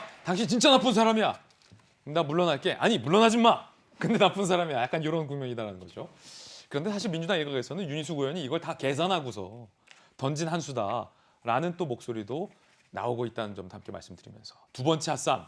충격적인 사건이 발생했는데 출소한 지 넉 달 만에 전자발찌를 끊고 여성 2명을 살해하는 사건이 벌어졌습니다. 이럴 거면 전자발찌 뭐하러 채웠습니까? 성범죄자 강 씨, 송파구안 거리에서 전자발찌 끊고 도주. 지난 27일 어제 오전 강 씨 자수했어요. 내가 2명 죽였다. 피해자의 시신은 자택과 차량에서 각각 발견됐고 2명 모두 강 씨와 안면이 있었던 사이였습니다. 문제는 경찰이 범인의 집을 3차례 찾아갔는데 제대로 대응을 하지 못해서 그 사이에 여성들이 잇따라 사망했다는 데 있습니다. 27일 새벽 강 씨가 법원에 야간 외출 금지 명령 어기고 20분 외출했고 보호관찰소 직원이 출동했는데 복통으로 배 아파서 편의점 갔다 왔다 강 씨 말만 믿고 현장 확인 없이 돌아갔다. 강 씨가 6시간 뒤에 자택을 이탈하고 전자발찌를 훼손했는데 경찰이 그때 당시에 강 씨 집을 현관을 강제 진압했어도 그 안에 시신이 있었어요. 그러면 추가 살해는 막을 수 있었다는 게 전문가들의 지적입니다. 경찰이 2시간 간격으로 3차례나 강 씨 집을 봤는데 집 내부를 수색하지 않았어요. 근데 그 안에는 첫 번째 시신이 있었어요. 그때 문 따고 들어갔어도 2번째 살해까지는 이어지지 않았다. 2번째 시신은 강 씨의 차에 있었고 이 이후에 살해가 발생했죠. 살인이. 경찰의 해명은 영장이 없었다라고 해명하고 있습니다. 손정희 변호사님, 전자발찌 뭐하러 했어요? 그거 문 따고 들어가야죠. 위치 추적 장치가 한계가 좀 많죠. 왜 위치를 추적할 수 있을 뿐 위치 추적 정보만으로는 사실 범죄를 100% 예방하기는 좀 어렵다는 게 사실은 실효성 논란에서 항상 거론되는 것인데 이 사건은 위치 추적 장치의 단점을 극명하게 보여주는 것도 맞지만 훼손됐을 경우에 그럼 실시간으로 우리 추적팀이 할 수 있는 역량이 이 정도밖에 되지 않는가라는 부실 논란이 제기될 수밖에 없는 사안입니다. 왜냐하면 뭐 예를 들면 몇 시간 동안 추정을 못했다. 그거는 이해가 되는데 무려 이틀이 지나도록 이 사람이 자수하러 경찰서에 스스로 올 때까지 잡지 못했다라는 것은 뭔가 체계적으로 문제가 있다. 개선을 해야 된다는 점을 말씀드릴 수 있고요. 뭐 도주 과정에서 렌터카를 빌리거나 대중교통을 타거나 여러 차례 동선에 혼선이 있었다는 점은 인정이 되지만 그럼에도 불구하고 경찰이 적극적으로 수색에 나섰거나 예. 추적을 조금 더 면밀하게 했다라면 예를 들면 이런 고위험군이라든가 원래 고위험군 성범죄자로는 분류가 되지 않았다고 합니다. 이런 재범 가능성에 대한 우려가 큰 상황에서는 우리가 뭔가 이렇게 정보협조기라든가 유기적 체계를 통해서 조금 빨리 잡아야 되는 거 아닌가 그런 아쉬움이 있고요. 예. 좀 면밀하게 제도 개선해야 되지 않을까 하고 이 전자발찌가 이제 과거 쓰던 거라서 절단기로 이제 절단이 되는 겁니다. 법무부가 이제 잘리지 않는 쉽게 훼손되지 않는 일체형 전자발찌를 이제 개발해서 도입 중인데 아직 시범 도입 단계여서 빨리 예산을 투입을 해서 전면 교체하는 방식도 생각을 해봐야 될 것 같고 결국은 이렇게 정가 14범 범죄 전력이 14범인 사람이 5월 달에 나왔으니까 출소 3개월 만에 지금 재범인데 재범도 강도 강간 특수 강제추행을 저질렀던 사람이 2명의 살인까지 이어진 사건이거든요. 아니 이 정도면 고위험군인데 그걸 그냥 활발하게 냅둡니까? 직전 범죄가 특수 강제추행이었기 때문에 뭐 예를 들면 뭐 강간 살인이라든가 이러면 뭐 당연히 뭐 출소할 수도 없을 것이고 고위 위험군으로 분리됐을 것인데 교도소 내에서 재활 치료나 이런 것들이 제대로 되지 않았다. 심리 치료, 범죄 억제 관련한 교화도 분명히 안 됐고 출소 이후에 보호 관찰도 문제고 전자발찌 관리도 문제고 총체적으로 문제여서 애꿎은 2명의 피해자가 발생한 사건이라서 앞으로 조금 더 법무부에서 관리, 감독 철저하게 해서 이런 일이 재발되지 않도록 해야 될 것 같습니다. 살인범이 머물렀던 고시원 관계자를 인터뷰했습니다. 이야기 들어보시죠. 자기가 차를 낸대서 화장품 한다고 하더라고요. 아니면 기분이 딱 빠진 거 같은 데가 나한테 차라리 식으로 얘기해서 자기가 모범수를 출소했다고 그러니 하더라고요. 이 사람 성격이 엄청 다혈질이라 내가 그걸 봤거든요. 화나고 막 보내주면서 나 이거 봐요. 이렇게 빨갛게 돼가지고 잠도 한쪽으로 못 잔다고 그러더라고요. 이게 털이니까 이게 여기가 빨갛게 되잖아요. 이번엔 저희가 준비한 다음 이슈입니다. 언론중재법. 과연 그 운명은 어떻게 될까요? 민주당 지도부는 연일 강행군을 예고하고 있습니다만 민주당 내부에서의 반발 목소리도 거셉니다. 대권 주자에 이어서 중진 의원에 이어서 복수의 민주당 의원들조차 여당 지도부를 향해서 이렇게 강행하면 안 된다라고 선명한 반대의 의견을 표명하고 있습니다. 그 와중에 야당에서는 청와대를 향해서 비판의 칼날을 세우고 있습니다. 결국 문재인 대통령 퇴임한 이후에 편하게 하려고 이거 언론에 재갈 물리는 거 아니냐라는 게 야당의 비판입니다. 홍준표 후보가 청와대 앞에서 1인 시위를 했습니다. 들어보시죠. 제가 오늘 1인 시위를 정치 시작하고 처음으로 해보는 겁니다. 언론중재법은 워낙 중요한 문제라서 문 대통령께서 자중해 주셨으면 합니다. 더 이상 퇴임을 앞두고 막판에 이런 식으로 언론까지 재갈 물리는 이런 법은 제정을 하게 되면 아마 퇴임 후에 문 대통령에 대한 역풍이 정말 강하게 불 겁니다. 자, 홍준표 후보가 청와대 앞에서 1인 시위를 하고 있는 모습도 굉장히 좀 이색적인데 퇴임 후라는 단어를 일부러 꺼내든 것 같아요. 박지원 대변인. 야당에서는 언론중재법을 민주당 지도부가 강행하려는 게 야당이 주장은 내심, 뒤에 청와대에 오더가 있었던 거 아니냐라고 의심을 하고 있고 야당의 의심입니다. 결국은 문 대통령이 퇴임 이후에 언론에 대한 비판 및 언론에 대한 보도를 막으려는 건 아니냐라고 굉장히 의구심을 제기하고 있던 터에 홍준표 후보가 조금 전 이런 식으로 막판에까지 이러면 대통령 퇴임 이후에 역풍 불 거다라고 언급했다는 거죠. 어떻게 보십니까?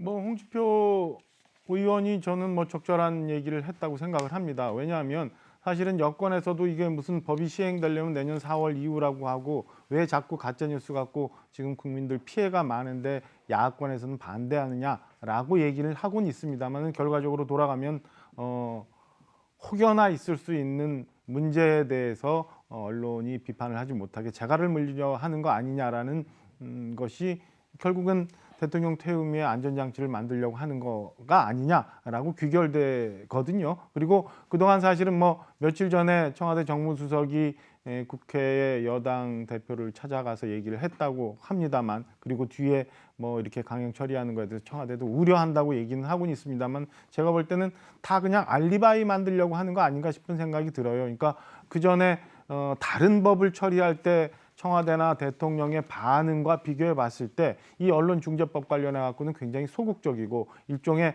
선택적 침묵을 하면서 속으로는 그렇게 처리해 줘라고 하면서 겉으로 지금 야권에서 제기한 대통령 퇴임 후에 안전장치를 마련하려는 것 아니냐는 비판에서 다소 좀 멀찌감치 있기 위해서 선택적 침묵을 하면서 나도 반대했어라는 알리바이 만들려는 하는 그런 거 아니냐라는 비판에서 저는 이 문제에 청와대도 자유로울 수 없을 거라고 말씀드리고 싶어요. 박지원 전 대변인의 견해였습니다. 그런가 하면 야당에서는 여당 내에서 반대하고 있는 7명의 의원들을 언급하며 민주당 지도부를 압박했습니다. 최영두 의원, 마침내 민주당 7 의원들도 함께 걱정하고 있다. 민주당 지도부도 이제 다시 생각하길 이라며 새벽에 7인 민주당 의원들을 언급합니다. 자, 노웅래 의원, 박재호 의원, 오기영 의원, 이용우 의원, 장철민 의원, 이상민 의원, 조응천 의원 새벽에 7인으로 지칭을 하고 있는 상황입니다. 내부에서 특히 조응천 의원과 이상민 의원 같은 경우는 굉장히 지금 대놓고서 민주당 지도부의 방침에 반기를 들고 있는 그런 상황입니다.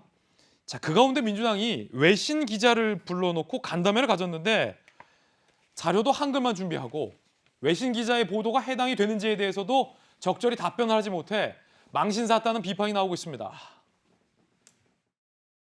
이 가짜뉴스라는 거는 사실 1인 미디어로부터 더 훨씬 더 많이 발생되고 있다는 거 우리 모두가 다 알고 있지 않습니까? 1인 미디어는 저희 국회 과방위에서 외신 기자 클럽에서 제가 외신한테는 이게 해당이 안 된대요. 이 새로 개편되는 법이 이 법이 우리한테 해당이 안 되는지 어느 정도 해당되는지 저희는 언론 등의 외신도 당연히 포함된다라고 보고 있는데 아마 문체부가 다른 안내를 한 것 같습니다. 당시에 만약 언론중재법이 있으면 최순실 씨가 언론사한테 허위 조작 보도 명의로 고소하면 진실을 밝힐 수 있다고 보십니까? 그렇게 정리도 잘 안 돼 있는 상황에서 왜 그걸 통과시켜야 하는지.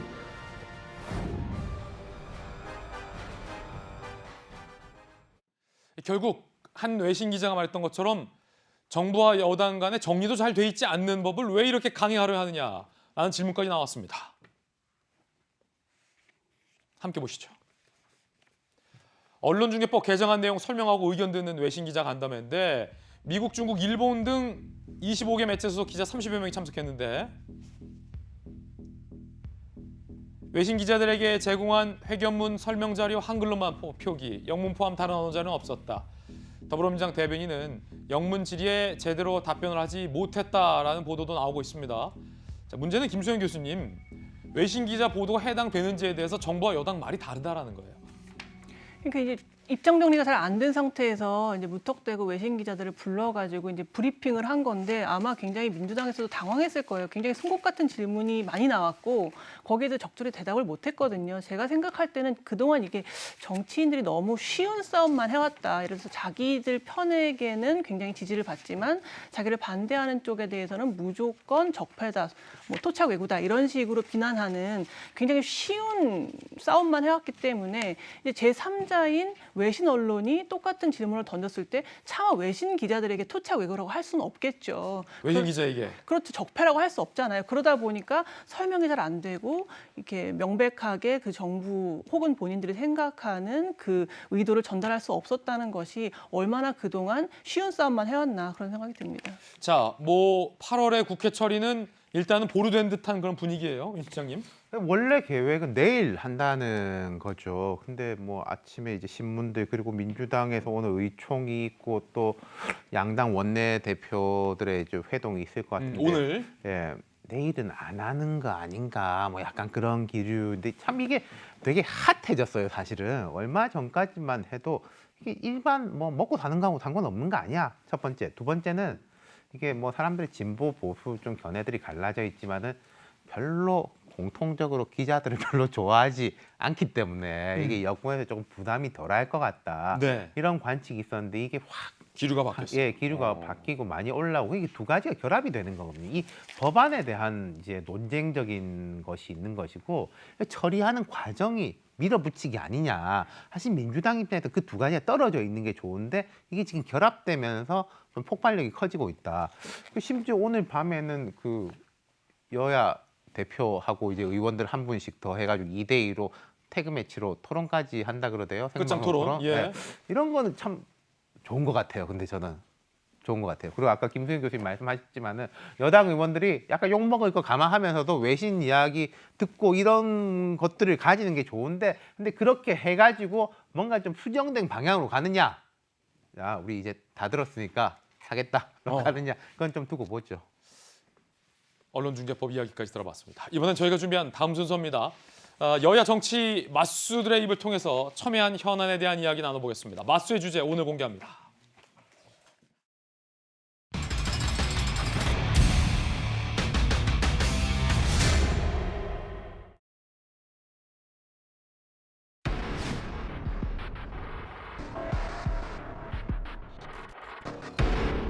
문재인 대통령은 분장병을 대상으로 변이 바이러스 면역 여부, 사망 확률 테스트를 해볼 것을 정군에 직접 지시를 했습니다.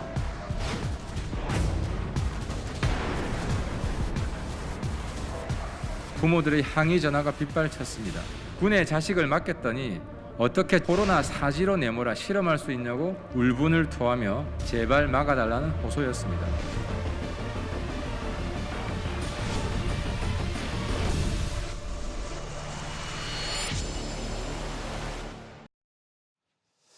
우리 정부가 군인들에게는 노마스크 실험을 검토 중이다라는 이야기가 알려지면서 정치권에서 우리 군 장병들, 청년들 상대로 생체 실험하냐라는 반발과 논란이 터져 나왔습니다. 이 뜨거운 감자 토론할 두 분 소개해드리겠습니다. 민주당의 조승래 의원, 국민의힘의 이양수 의원 두 분 모셨습니다. 오늘도 어서 오세요. 예, 안녕하세요. 두 분 모시고 다뤄볼 오늘의 주제는 바로 이겁니다. 군의 노마스크 구상, 과연 이거 생체 실험이냐 아니냐라는 뜨거운 주제로 이야기 나눠보겠습니다. 하태경 의원은 생체 실험이다, 충격적이다라고 주장하고 있습니다. 하태경 의원의 문제 제기부터 한번 들어보겠습니다.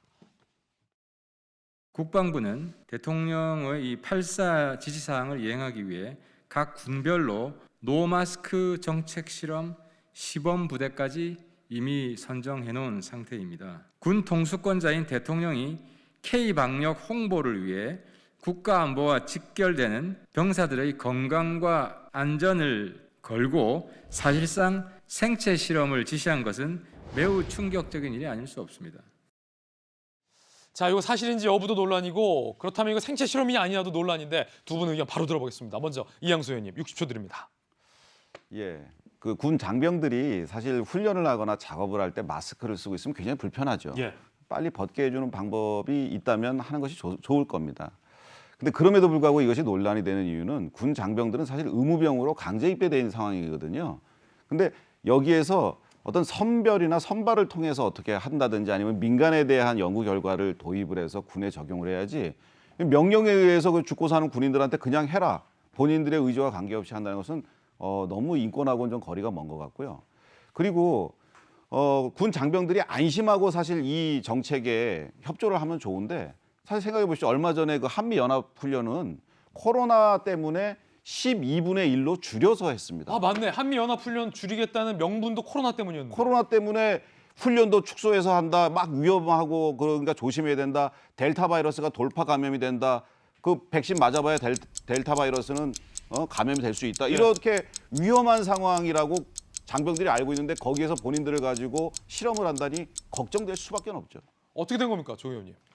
예, 우선 그 군 사병들을 대상으로 해서 생체 실험을 한다라는 사실은 참 극단적인 표현까지 쓰는 것은 정말로 저는 우리 장병들과 국민들을 불안하게 하는 용어라고 생각하고요. 대통령이나 군 당국이 우리 사병들을 무슨 생체 실험의 대상으로 삼았겠습니까? 그게 아니고 조금 전에 우리 이양수 의원 말씀하신 것처럼 실제로 코로나가 이제 2년 가까이 진행이 되면서 우리 군 같은 경우에도 제대로 된 작전, 면회, 휴가 이런 아주 정상적인 군 생활이 진행이 되고 있지 못한 상황이에요.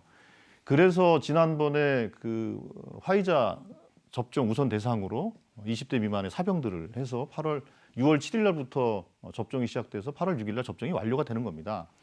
그래서 우리가 보통 이제 확진자 숫자가 어느 정도 발생하느냐에 대한 것, 그다음에 백신 접종률이 어느 정도 되는가에 따라서 실제로 거리두기 단계라든지 이런 방역 수칙을 조정을 하지 않습니까? 그런 차원에서 군 당국에서도 방역 당국과 방역 수칙을 어떻게 조정하는 게 좋을 것인지에 대해서 초안을 만들어서 협의하는 과정이 있었다. 이렇게 이해하면 될 것 같습니다. 자, 두 분 의견처럼 이거는 장병들을 상대로 한 실험이다.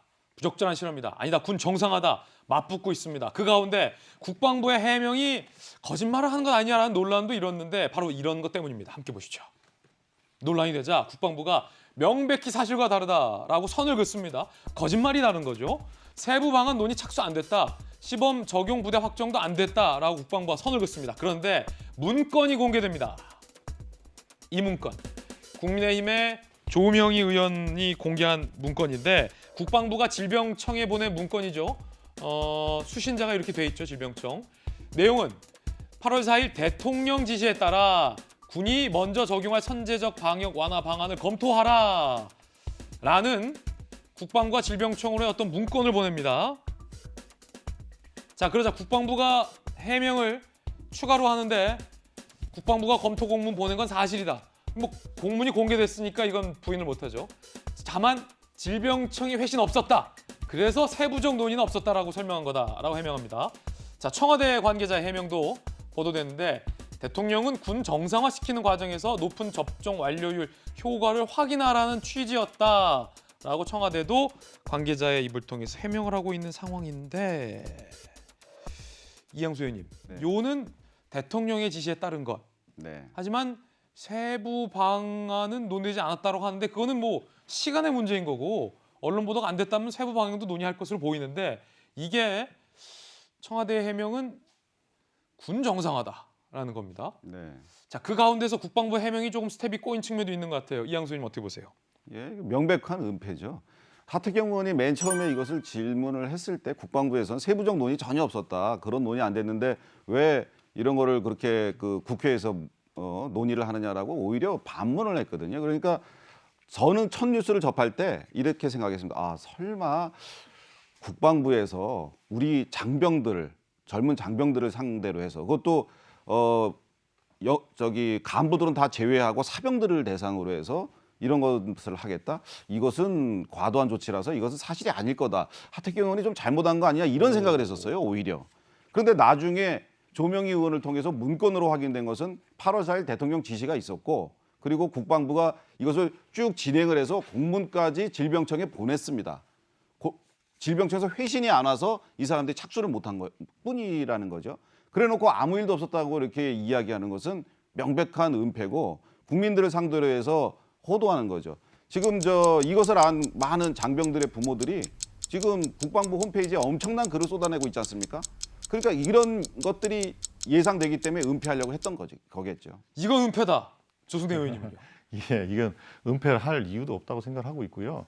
8월 4일 날 이제 대통령이 전군 지휘관 회의인가요? 거기에서 8월 6일이면 우리 그 사병들의 그 백신 접종률이 이제 94%가 도달하니까 백신 접종에 따른 정상화 방안에서 검토를 해봐라 이렇게 이제 지시를 한 건 사실이고 그에 따라서 국방부가 한 2주간에 걸쳐서 국방부 그 보건 관련 담당 과에서요 2주간 안을 만든 것 같습니다. 그래서 시범 사업을 어떻게 할 것이냐, 그 다음에 이제 뭐 본 적용을 어떻게 할 것이냐 이거에 대해서 계획을 세웠던 것 같고요.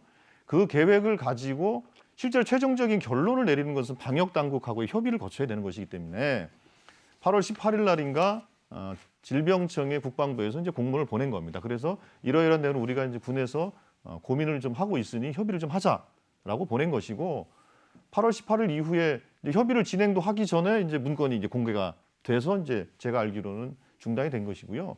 그 과정에서 무슨 은폐가 있을 수 있겠습니까? 또 한편으로는 왜 그럼 30세 미만이냐?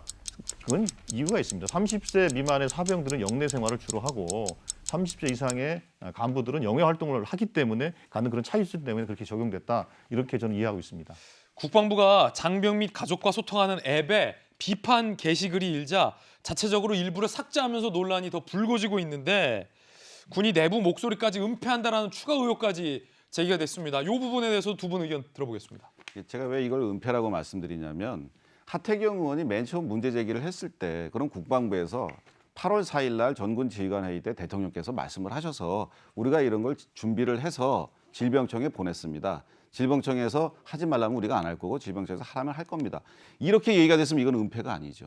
그런데 전혀 사실무리다. 우린 그런 거 한 거 없다라고 하태경 의원한테 얘기를 했고 그래서 공방이 벌어졌어요. 저 문건이 발견되기 전까지. 그래서 이것은 잘못된다고 얘기하는 거고요. 지금 그 더 캠프라고 하는 그 장병들 부모들을 위한 국방부의 홈페이지가 있습니다. 거기에 많은 글들이 지금 그 올라오고 있어요. 장병들을 군에 보낸 부모들 입장에서는 우리 아들들을 대상으로 해서 지금 그런 걸 한다는데 델타 바이러스는 돌파 감염이 있고 이런 것들 위험한데 군에서 정말 제대로 이거를 합리적인 어떤 연구 결과를 토대로 해서 하는 거냐 아니면 대통령이 하라니까 그냥 하는 거냐 해서 거기다 아주 엄청난 글을 쏟아놓고 있는데 그것마다 지금 삭제를 하고 있어요. 국민이 두렵지 않다면 뭐하러 그것을 삭제하겠습니까? 조승래 의원님. 예, 그 이제 더 캠프는 저도 거기 그 앱에 접속을 해가지고 저도 글을 써본 적이 있어요. 예, 제가 아는 그 친구가 군대를 가가지고 응원글을 제가 보낸 바도 있는데 말씀하신 것처럼 삭제를 했다고 하면은 좀 문제가 있다고 봅니다. 근데 그게 이제 국방부의 해명대로 예를 들면 청원성 혹은 청원을 요구하는 그런 것들은 규정상 게시할 수 없도록 돼 있다고 해서 삭제했다라는 얘기인데 그게 사실인지 아닌지는 저는 확인해 봐야 될 거라는 생각이 드는 겁니다. 그러니까 다른 청원성 글에 대해서도 그런 조치를 취했다면 그것도 이제 규정상 하는 것이다 이렇게 이해할 수 있는 것 같고요. 또 하나는 지금 이제 이 문제와 관련해서는 이제 팩트 체크가 좀 필요해 보이는데 아까 이제 구체적인 협의가 없었다라고 하는 부분에 대해서는 국방부 내부의 내부 검토 과정은 있었다라는 것이고 질병청 방역 당국과 군 당국 간의 구체적인 협의가 없었다라는 것에 대해 자꾸 얘기를 하는 건데 왜 국방부가 준비해놓고 논의를 안 했다고 자꾸 주장하는 것이냐라고 이게 서로 다른 얘기를 지금 하고 있는 것 같아요. 그런 의미에서 저는 국방부의 해명을 저는 신뢰를 하고 그런 면에서 약간 과한 문제 제기다 이렇게 보고 있습니다. 또 하나의 논점은 이 노마스크 실험을 소위 30대 미만 장병으로 대상하겠다라는 것이 알려지면서 논란인데 이게 간부는 제외다라고 논란이 일고 있습니다. 결국 일반 우리 사병, 장병들만 대상이 되는 건 아니냐라는 게 논란인 건데 앞서서 뭐 조금씩 이야기해 주시긴 했지만 구체적으로 좀 이야기 여쭙겠습니다. 먼저 이양수 의원님, 이게 장병들 부모님 입장에서는 간부는 제외한다라고 좀 논란이 일고 있다고 해요? 이게 이제 저게 간부들은 영외 생활을 하고 그래서 일반인들을 접촉을 하고 사병들은 영내 생활을 하니까 일반인들 접촉을 안 하니까 그런 차원에서 간부는 제외한다 이제 이런 이야기이신데요. 그런데 사병들도 사실은 이 마스크를 써도 돌파 감염이 됩니다. 델타 바이러스가. 예. 마스크를 계속 쓰고 다니는 사람도 어떤 이유에 의해서 감염이 되거든요. 근데 이 사병들은 마스크를 안 쓰고 있고 간부는 마스크를 쓰고 있지만 밖에 나가서 접촉을 해서 전달을 했다. 그러면 마스크를 안 쓰고 있는 사병들한테는 아주 굉장히 쉽게 확산 속도가 빠르게 전파가 될 수 있겠죠. 그런 것들이 다 이제 위험하다. 그런 것들에 대한 그것들이 우리가 좀 유의해야 된다. 이런 것들을 이제 예상할 수 있는데 이런 것들을 왜 하필 군인을 대상으로 해서 의무병으로 온 군인들한테 이걸 실험을 하느냐 이런 거에 지금 초점이 맞춰 있는 거거든요. 그래서 이 장병들, 이 간부들하고도 차별해서 이렇게 하는 것 이런 것들 자체를 다 굉장히 민감한 사안이니까 주의해야 한다라는 말씀으로 가름하겠습니다. 확실히 좀 의문인 게 조선 의원님, 이제 간부들은 영해 생활을 하기 때문에 위험성이 있다. 그러면 사실은 간부들이 위험하기 때문에 사병들한테 마스크를 더 씌워야 되는 거 아니냐? 이런 논란도 있거든요. 어떻게 보십니까? 그게 우리가 이제 4단계를 하면서 이제 식사 같은 거 제한을 하지 않습니까? 식사 제한을 하고 서울 같은 경우에 이번에 이제 푸른 것이 어떻게 되냐면 백신 접종자의 경우에는 4인 중에 포함되어 있으면 4인까지 허용하는 거 돼 있지 않습니까? 그럼 식사라는 것은 다 마스크를 벗고 하는 것이 식사를 통해서 감염이 제일 많이 되는 거거든요.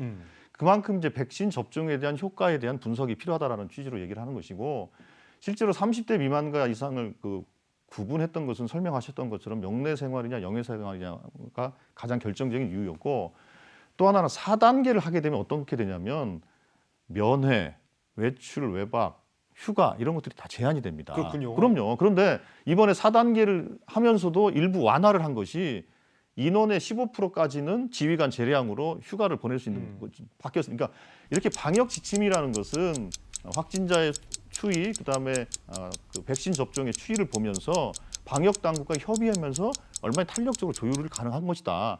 그런 취지로 군에서 그렇게 고민하는 것이다. 이렇게 저는 알고 있습니다. 자, 두 분의 뜨거운 토론 오늘의 주제와 함께 다뤄드렸습니다. 저희들은 60초 광고 후에 돌아오겠습니다. 잠시 후에 뵙죠. 잠깐 광고하는 동안 두 분의 치열한 토론이 있었는데 생방송으로 보내드리죠. 다음 주 월요일에 이양수, 조승래, 이양수 두 분 의원 모시고 다시 한 번 더 뜨거운 토론 이어가도록 하겠습니다. 자, 저희들은 내일 아침 8시 50분에 더욱더 풍성한 소식 들고 인사드리겠습니다. 오늘 하루는 분명 어제보다 나을 겁니다. 좋은 하루 되십시오. 고맙습니다.